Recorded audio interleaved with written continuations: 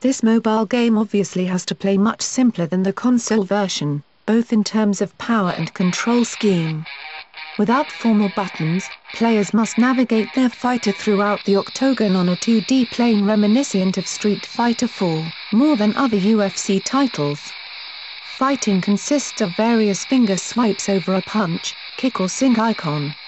Different presses or swipes result in different moves, and as far as we could tell with our hands on the game, every competitor on UFC 2010's roster players and moves in the ring exactly like each other, with the only exception being how wrestlers perform takedowns differently with body slams.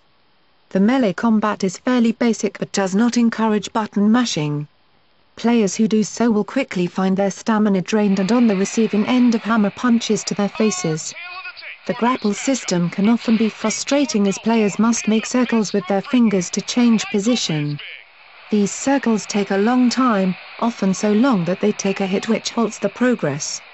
This section becomes increasingly frustrating as a takedown against the computer can often spell defeat to a player if they aren't close enough to the end of a round to help get them up off the canvas. Submissions are no easier as players must trace a pathway across the screen in order to escape before their character taps out.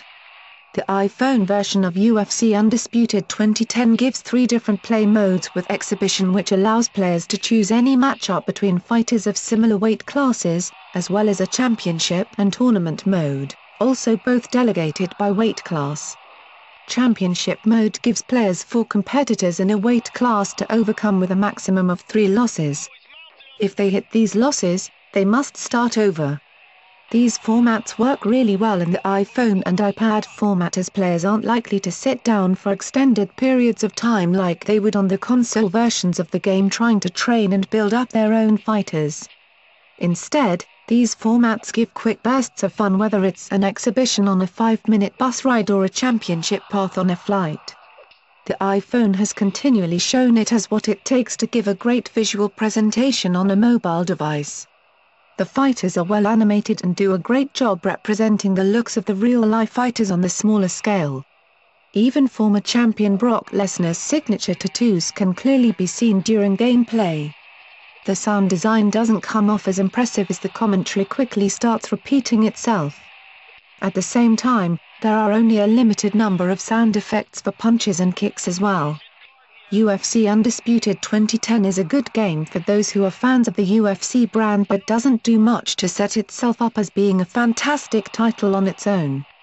The UFC branding is likely to be the strongest seller of this title, along with the well-known UFC fighters featured like BJ Penn, Brock Lesnar and Shane Carwin.